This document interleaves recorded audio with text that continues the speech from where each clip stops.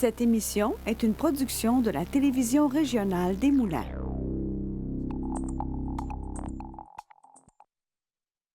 Aujourd'hui, au bulletin. Yves Perron, tout nouveau whip du Bloc québécois.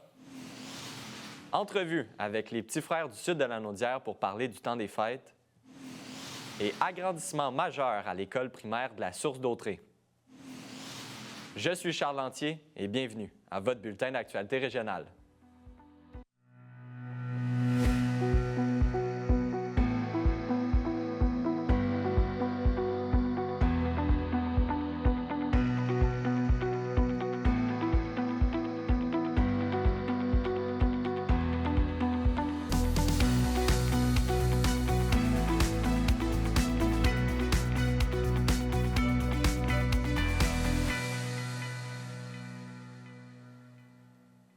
Bonjour, Mesdames, Messieurs. C'est lundi que le maire de Terrebonne, Mathieu Traversy, a rencontré les membres des médias afin de parler du budget municipal de 2025. Le tout se déroulait à la caserne numéro 4 dans le secteur de la Plaine. TVRM y était. Voici le topo. Mesdames et messieurs, je suis très fier de me présenter devant vous aujourd'hui pour le dernier budget de l'actuel mandat donc, du Conseil de ville qu'on a eu à l'ouragan Déby le 9 août dernier. Évidemment, il y a des attentes au niveau de la population à savoir quel est notre plan de match pour essayer d'améliorer notre résilience, notre capacité de rétention ici à la ville. Donc, c'est un budget qui est en diapason avec les attentes de notre population. On va s'attaquer à nos tuyaux.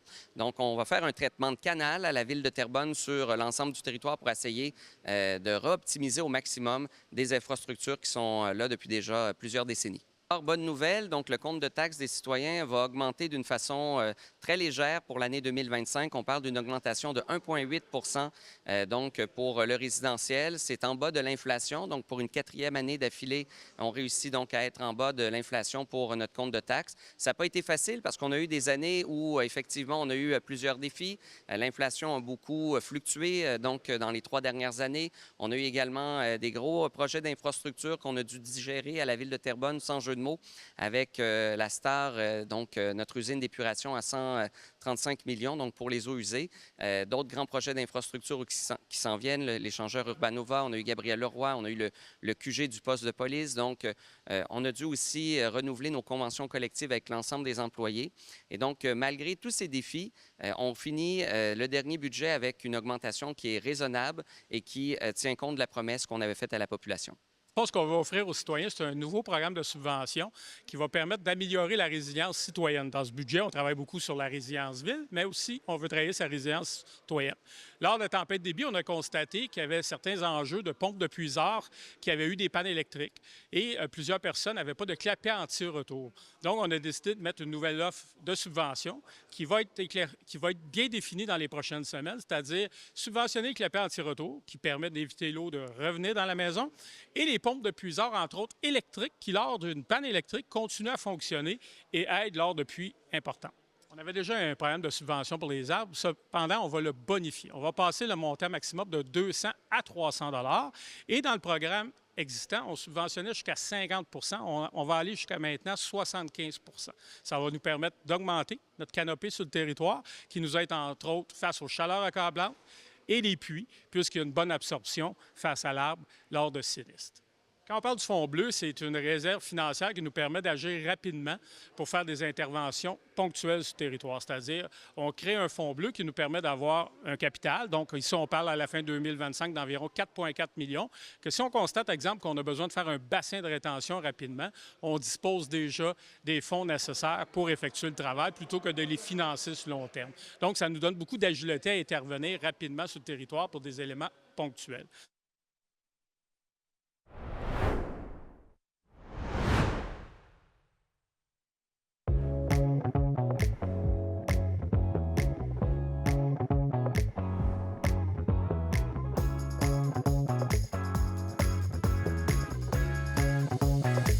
Bienvenue à Cuisine du Monde. Oui, c'est exact.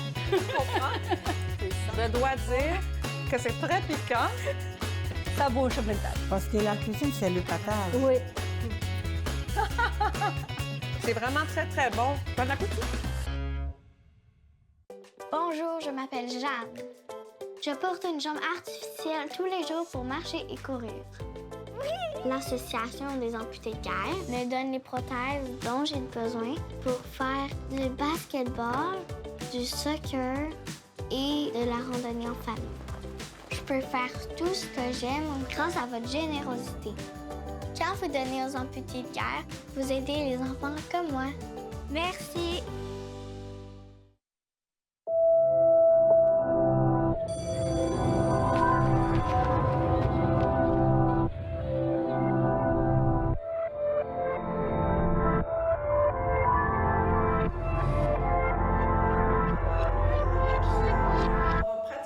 La Fondation Maman Dion aide les enfants à avancer dans la vie en leur fournissant du matériel scolaire et des vêtements.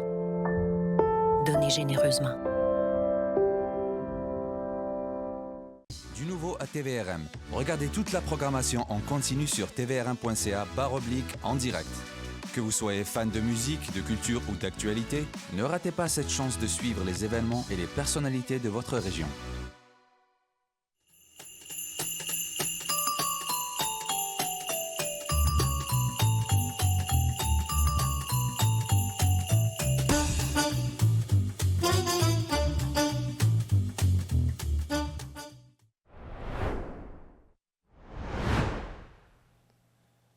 Dans les derniers jours, nous avons appris la nomination du député de Berthier-Masquinongé, Yves Perron, à titre de tout nouveau whip du Bloc québécois.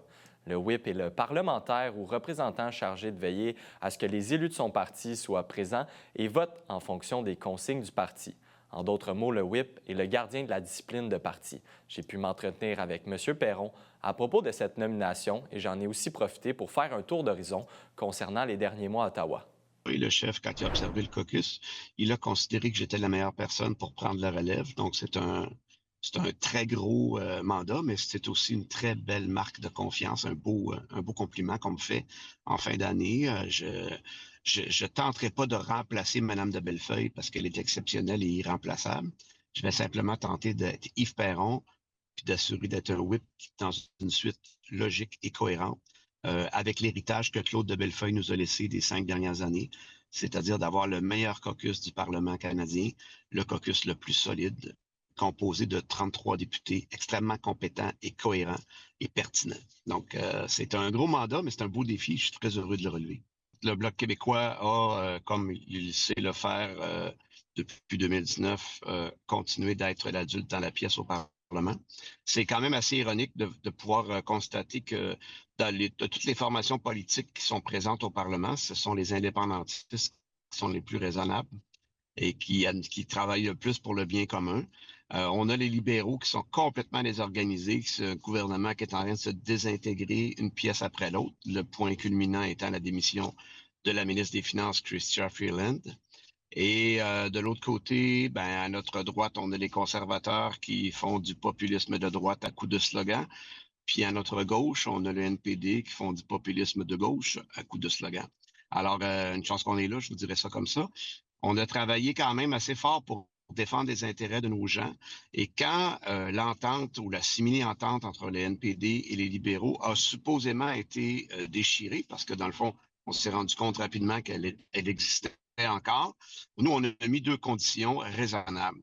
On a regardé sur quoi on a travaillé dans les dernières années, puis qui fait l'unanimité au Parlement. On avait, entre autres, la pension de vieillesse, d'indexer la pension de vieillesse de 10 % pour les gens de 65 à 74 ans, parce qu'en 2022, le gouvernement libéral a augmenté la pension, mais seulement à partir de 75 ans, créant ici une discrimination sur l'âge, puis 2 classes d'aînés. Nous, on n'a jamais été en accord avec ça. Puis on pense particulièrement avec le coût de l'alimentation, le taux d'inflation, là, il s'est calmé, mais il a été très élevé dans les derniers mois, dernières années. Nos personnes âgées qui ont construit le Québec méritent le respect, méritent d'avoir un niveau de vie décent. M. Perron a aussi fait part de sa vision des choses concernant la situation au sein du caucus libéral, notamment en lien avec le départ de Chrystia Freeland et le retrait de la TPS pour les prochains mois. On l'écoute à ce sujet. On ne peut pas se fier sur n'importe quel ministre qui soit là. Ça démissionne les uns après les autres. On n'est pas capable de faire la mise à jour économique de l'automne rendu à Noël. Ils ont le culot de l'appeler encore les mises à jour économiques de l'automne. Ça devait sortir ça en octobre. Là. Et ils l'ont retenu le plus longtemps possible. Ils nous sortent ça à Noël de force, parce qu'il a fallu les forcer à le faire. Puis les gestes désespérés que ce gouvernement-là pose. On nous dit depuis plusieurs années que d'augmenter les pensions de vieillesse des gens qui ont construit le Québec, comme je l'ai mentionné tantôt, qui méritent le respect, la considération, qui méritent d'avoir un niveau de vie décent, ces gens-là, on leur dit non, 3 milliards par année, c'est trop cher pour vous.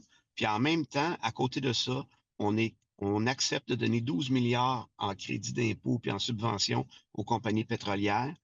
Puis là, juste avant les fêtes, on fait un coup d'éclat pour acheter des votes, puis on projette de dépenser 6,2 milliards.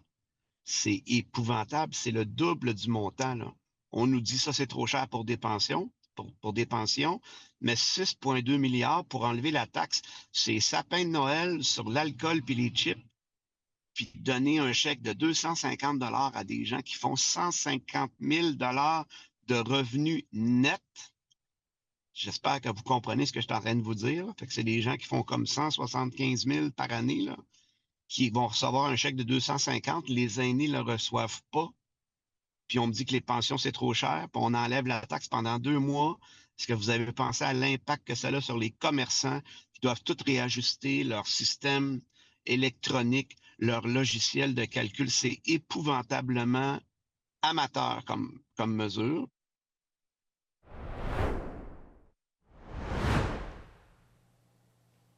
D'autre part, la Ville de Joliette a déposé son budget 2025 dans les derniers jours. Le budget 2025 totalise des dépenses et des affectations de 94,8 millions de dollars, soit une hausse de 4,5 millions, comparativement à 2025. Comme annoncé en cours d'année 2024, des investissements majeurs à l'égard des infrastructures, aqueducs, égouts sanitaires et pluviales débuteront en 2025, principalement dans le quartier Sainte-Thérèse, et s'échelonneront sur quelques années. Le conseil municipal a établi le taux de taxe foncière à 0,73 par tranche de 100 $, soit une augmentation moyenne de 2,8 %. La Ville ainsi que le maire ont décliné nos demandes d'entrevue.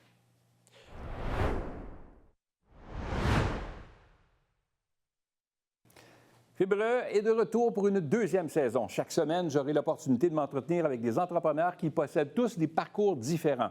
On découvrira ensemble les diverses facettes de leur personnalité, leur motivation, les défis et bien sûr la passion qu'ils ont pour l'entrepreneuriat. Une nouvelle saison avec une nouveauté cette année, Fibre Extra, 8 entrevues avec des spécialistes sur le financement, le droit des affaires, les assurances et bien d'autres sujets afin de bien vous outiller. C'est ici même sur MaTV Lanaudière. Cette semaine, à Vue d'ici, nous recevons la chroniqueuse en environnement Cassandra Martel. Elle vient de donner des trucs pour être éco-responsable pendant le temps des fêtes, une période de surconsommation. Mais en première partie, nous recevons le journaliste à TVRM Charles Lantier. Ensemble, on parle de ce qui s'est passé d'important en 2024 et ce qui s'en vient en 2025. C'est un rendez-vous. Je vous attends jeudi 18h. Rendez-vous sur le site de tvrm.ca. Consultez votre programmation, vos émissions et l'actualité dans Lanaudière. Si vous désirez revoir ou si vous avez manqué un épisode, n'ayez crainte, toutes vos émissions se retrouvent sur votre site Internet. Devenez membre de TVRM, c'est contribuer au développement de sa mission et de sa communauté. Ne manquez pas votre bulletin en direct le mardi et le jeudi midi pour être informé de tout ce qui se passe dans votre région et plein d'autres émissions sur votre communauté. La télévision régionale des Moulins, pour voir et être vue.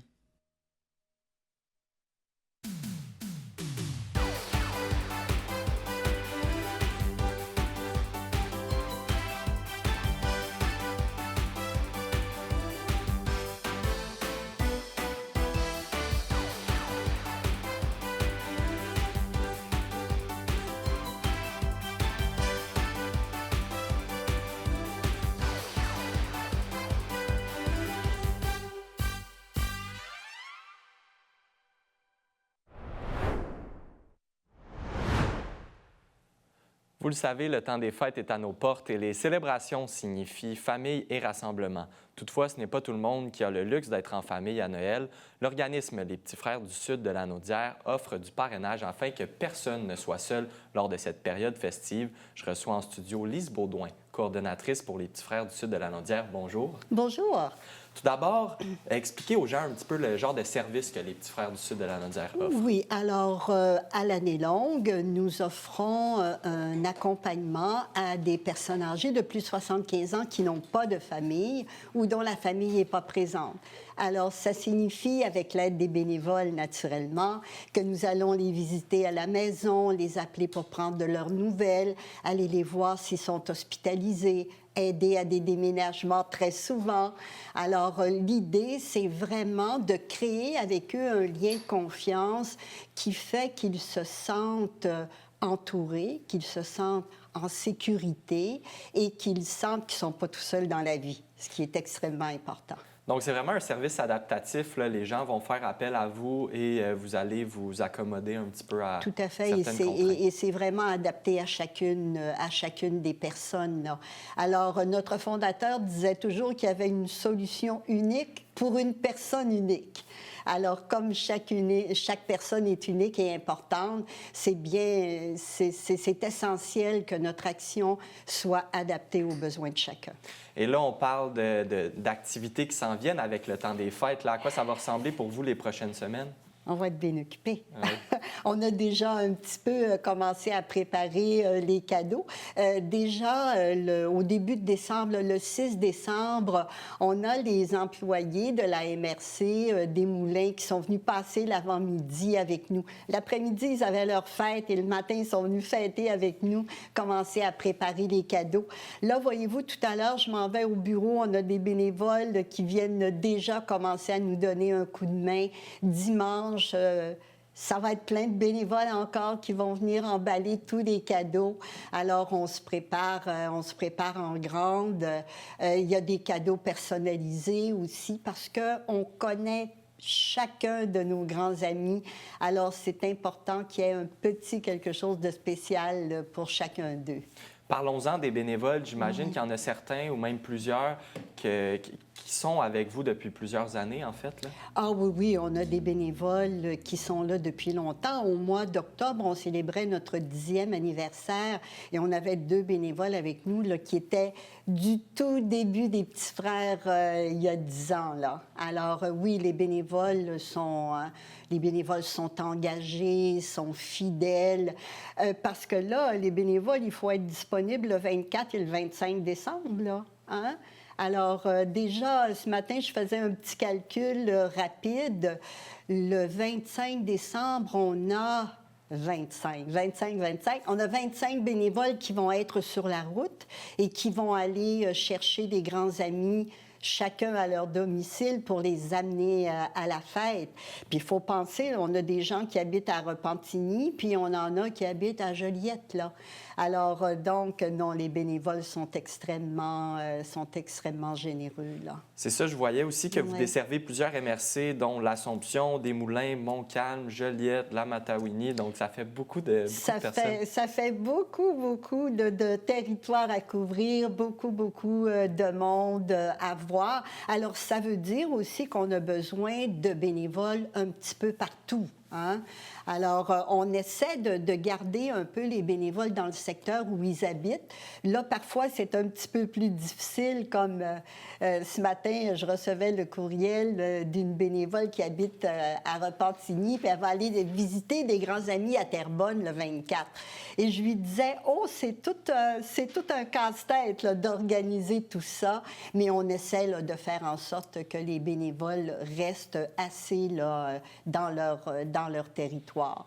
Parce que, tu sais, il faut penser, le 25 décembre, tous ceux qui sont capables de sortir vont être avec nous.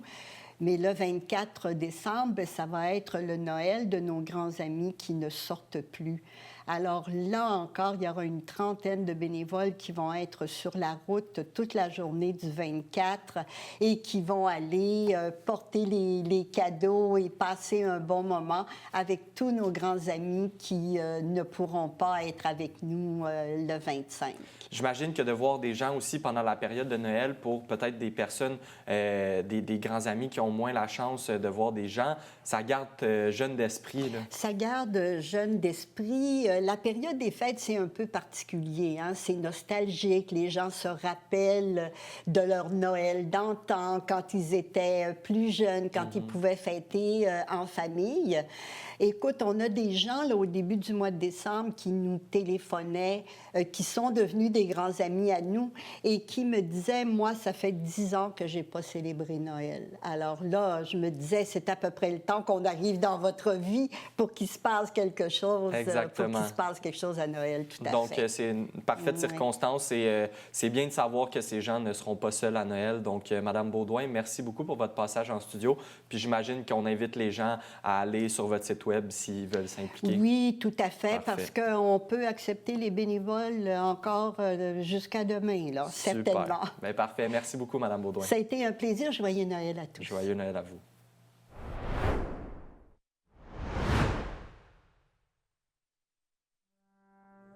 Écrivez votre histoire et laissez un souvenir mémorable à vos proches. Dans cet album, retrouvez entre autres vos plus belles photos, des mots d'amour, vos recettes incontournables, des dessins précieux et des informations importantes. Saisissez les moments les plus significatifs de votre vie et laissez votre trace aux générations à venir. L'album L'école de ma vie, disponible dans tous les Jean Coutu participants.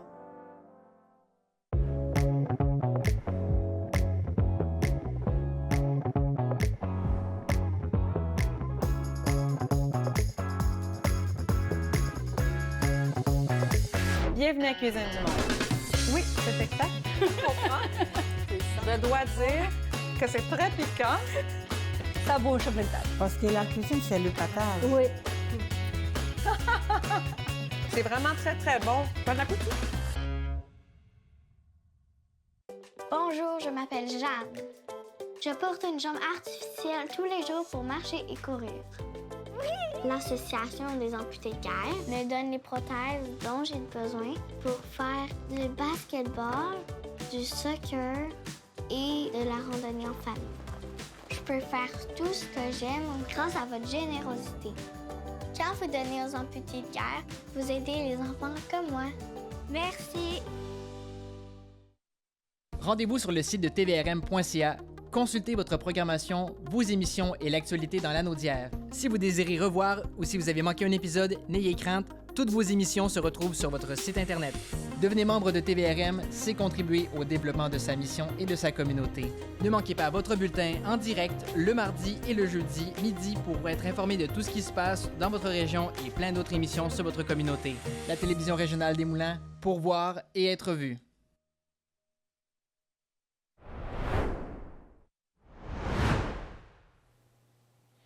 C'est lundi qu'avait lieu l'inauguration de l'agrandissement de l'école primaire de la Source d'Autrey à Lanoret.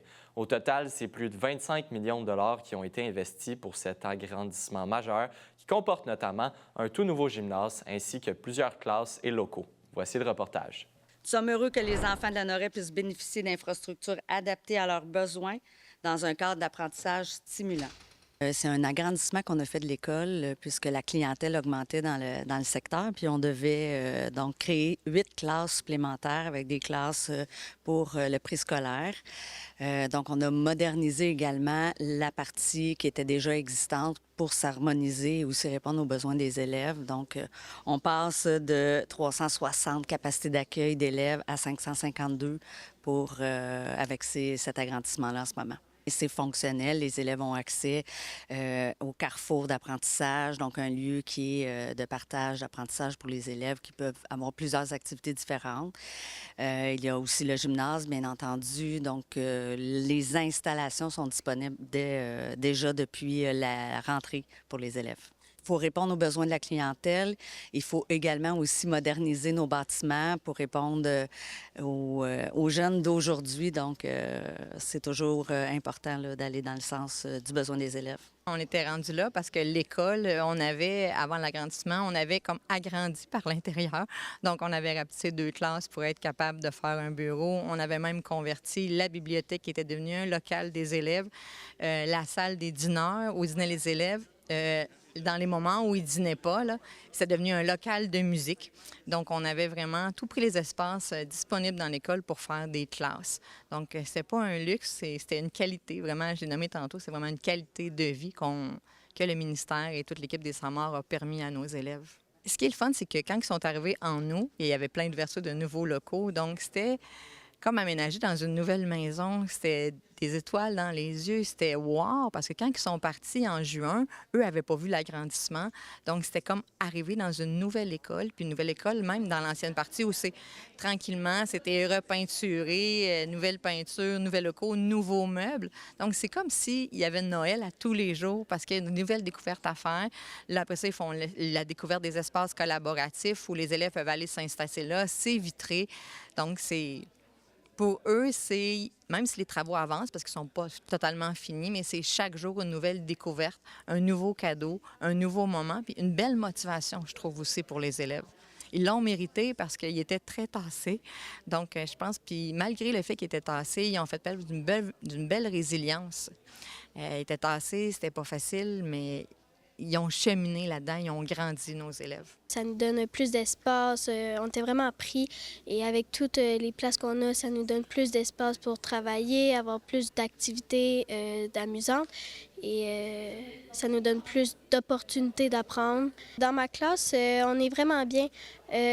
Tantôt, vous allez peut-être faire une visite, mais on ouvre, parfois il y a des murs qui s'ouvrent et quand on ouvre ça, c'est vraiment cool parce que ça nous donne plus d'espace, on travaille des classes ensemble, ça nous donne plus d'opportunités. Puis quand on bouge dans l'école, ça fait vraiment du bien parce qu'on est plus pris comme des sardines. Puis voilà.